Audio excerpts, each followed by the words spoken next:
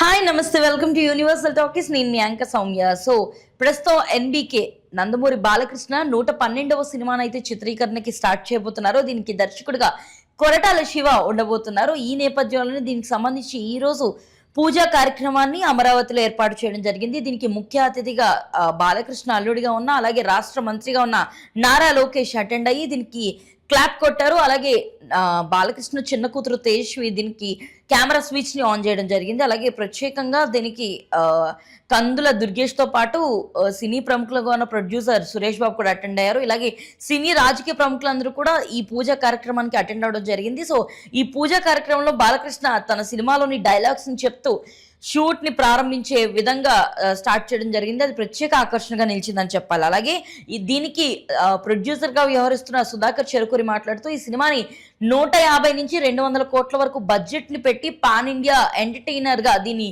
రూపుదిద్దుకోబోతున్నామని, అలాగే దీన్ని ఈ రెగ్యులర్ షూటింగ్ ని ఆగస్టులో ప్రారంభించి రానున్న వేసవి సెలవుల్లో 2027లో దీన్ని రిలీజ్ చేసే విధంగా ప్లాన్ అయితే చేస్తున్నామని చెప్పారు. ఇది ఒక యాక్షన్ ఎంటర్టైనర్ గా ఉండబోతుందని తెలుస్తుంది. అండ్ దాంతోపాటే రాజకీయాల్లో ఉన్న ఎన్బీకేని ఇంకొంచెం ఎలివేట్ చేస్తూ పొలిటికల్ గానే కాకుండా కొంచెం బ్యాక్గ్రౌండ్ ఆఫ్ ఎమోషన్స్ ని కూడా జోడిస్తూ అందరికీ సందేశం ఇచ్చే విధంగా ఎలా అయితే కొరటాల శివ తన మార్క్ ని ఈ సినిమాతో కూడా కొనసాగిస్తున్నారన్న ఉద్దేశం వచ్చేలా యాక్షన్ ఎంటర్టైన్మెంట్ తో పాటు మెసేజ్ ఓరియంటెడ్ సినిమా కూడా ఈ సినిమా ఉండబోతుందని తెలుస్తుంది. బట్ ఇందులో ఇంకా నటీనటులు ఎవరు, హీరోయిన్ గా ఎవరు చేస్తున్నారు ఏంటన్న విషయాలు అయితే ఇంకా క్లారిటీ రాలేదు.